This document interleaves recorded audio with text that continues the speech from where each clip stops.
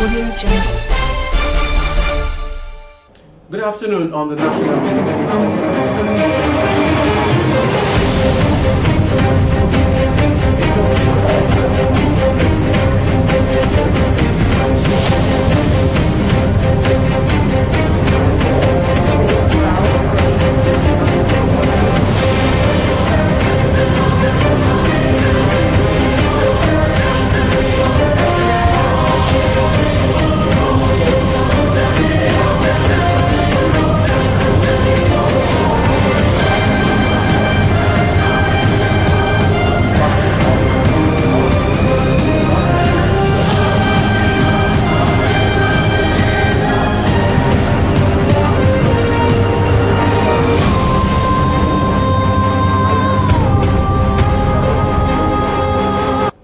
President Bola Tinubu has declared an oil sector shake-off to improve openness in the face of dwindling oil revenue and monkey practices at the Nnpc.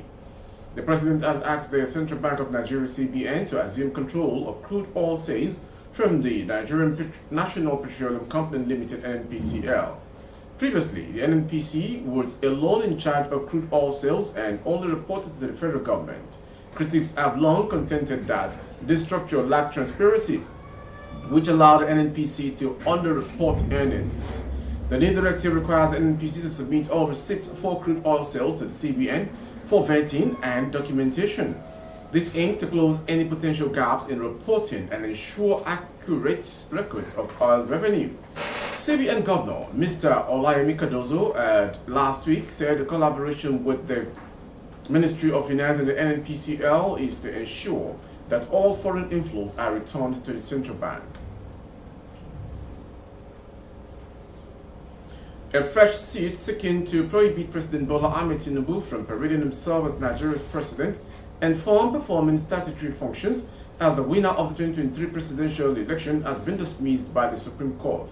The suit, instituted against Tinubu by a former presidential candidate in the 2019 general election, Ambrose Albert Owuru of the All Democratic Party (ADP), was dismissed by the Apex Court for being vexatious, irritating, baseless, and unwarranted. It was thrown out on Monday by a five-man panel of justice of court presided over by Justice John Eyan Okoro. Shortly after the case was announced, a lawyer, Olaoluwa Abibullahi, announced his presence for the former presidential candidate and his party. He was subsequently asked to brief the court on the grievances of his client against the respondent in the matter. But rather than answering the question, the lawyer shocked the court when he announced that he knew virtually nothing about the case because he was briefed in less than 2 hours before coming to the Supreme Court. Apparently taken aback by the claim of the lawyer, Justice Okoro asked him whether he knew where he was. He responded that he was in the Supreme Court. Justice Okoro then asked him to take the case to his house for determination because the Supreme Court of Nigeria does not go into such a case that has no non-legal action and direction. The Imo State Police Command has recovered 2 dead bodies in the forest between Iagwa, Abu, and Obinze community in Owerri West local government area of Imo State. Leading a team of police officers, local hunters, vigilantes, and journalists to the bush, the Imo State Commissioner of Police, Danjuma Aboki, said the dead bodies were suspected abductees who were killed by suspected kidnappers and criminals. The police spokesman in the state, Henry Okoye, disclosed this in a statement on Monday in Owerri.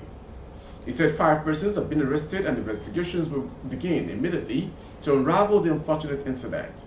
The suspects are currently undergoing investigation and have provided useful information to the police that will lead to the arrest of other syndicates at large, he said.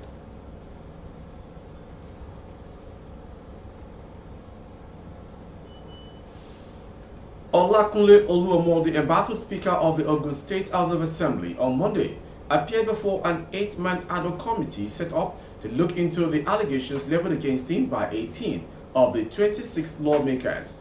Following a closed-door engagement with the Musefiu Lamidi-led ad hoc committee, the impeached Speaker faulted the composition of the committee, saying that 5 out of the 8-member committee are not eligible to be members. According to him, the impeachment notice served on him by the House was not detailed and explanatory enough.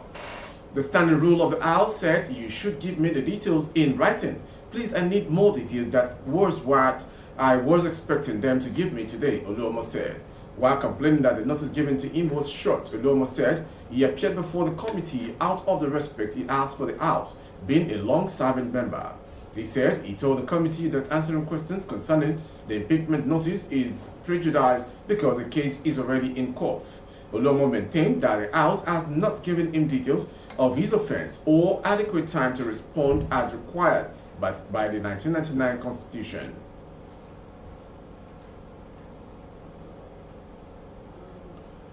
Ekiti State Governor Biodun Oyebanji has ordered security agencies to unravel the killers of two traditional rulers in the state.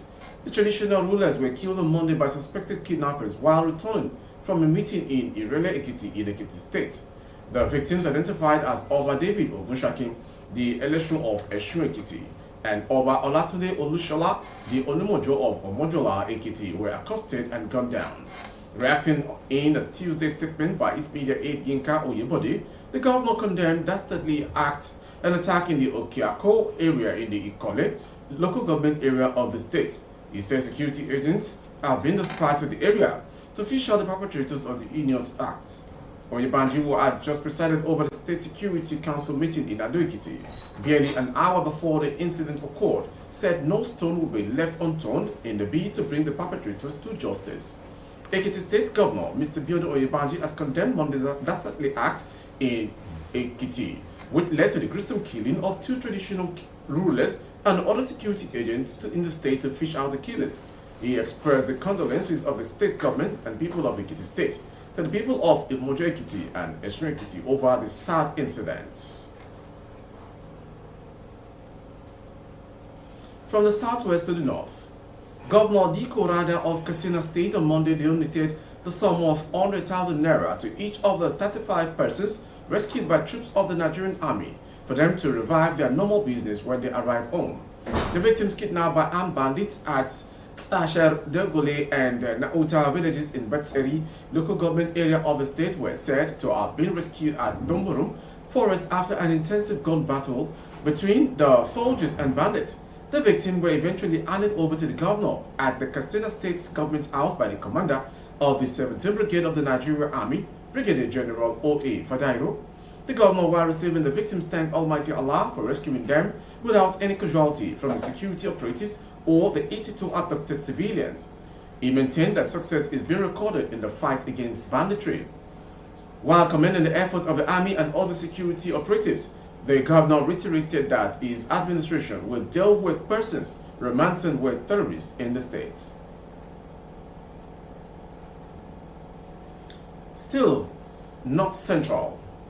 Top government sources said Bello was still at the government house in Lokoja, where he could enjoy the protection of his predecessor and godson, Usman Ododo, while other sources claim his whereabouts are unknown. The immediate past governor of Kogi State, Yaya Bello, is currently in hiding, and on Monday cancelled his trip to Kene Town in order not to expose himself to operatives of the Economic and Financial Crimes Commission (EFCC), who are on the lookout for him. Top government sources said Bello was still at the government house. Information on Monday reported that the EFCC concluded plans to probe Bello for alleged fraud and corrupt practices he was involved in during his 8-year tenure. It had been learned that the commission would invite Yaya Bello for questioning to account for his 8 years of administration. Information also reported how Bello's tenure ended as the youngest governor in Kogi State last Saturday. He was succeeded by his party man, Usman Ododo. Finally, sports. Angola's captain, Freddy, has boasted that his team would continue its dominance over Nigeria when they meet in the quarterfinals of the ongoing Africa Cup of Nations in Abidjan on Friday. Freddy would declare that the Palanquin Negros fear nobody at the ongoing AFCON. Recall that his side stopped Nigeria from qualifying for the 2006 World Cup, adding that Angola has shown that it is also a force in the continental football. Freddy created both chances for Dala to score 2 goals against the Brave Warriors of Namibia in the round of 16 All Southern Africa Affairs last Saturday. He said football has become their way of helping their compatriots manage the current economic squeeze in Angola, adding that they plan to stay in Abidjan until the final game. Economically, times are tough for many Angolans, so I hope our qualification for the quarterfinals has lifted spirits back home. We came to Cote d'Ivoire, Abidjan, as outsiders, but we are in the quarterfinal. Once again, we will be underdogs, and once again, we will be determined to prove the forecasters wrong. We are proud Angolans and fear no other team, the Angolans keeper stated. With the sports story, we've come to the end of today's national news. Before we go, some headlines. Major shake-up as Tinubu directs CBN to take over crude oil sales from Nnpc. Supreme Court throws out fresh legal action against Tinubu. Police discovered discomposed body arrest 5 suspects in Imo. Oluomo faults impeachment before Ogun Assembly as EFCC arraigns in over 2.5 billion naira fraud. Oyebanji ordered security agencies to unravel killers of 2 Ekiti traditional rulers. On sport, we know how to handle Nigeria, Angola captain boasts. For updates of our broadcast on YouTube, our handle is Babagwagede Imo Television. Kindly subscribe and click on the notification bell, select option all to access all of our broadcasts. On Facebook, Bagede Imo with Alawiye Adebayo. Please like and follow the page. Thank you for watching. I am Monriri Rabila Lawa. Good afternoon.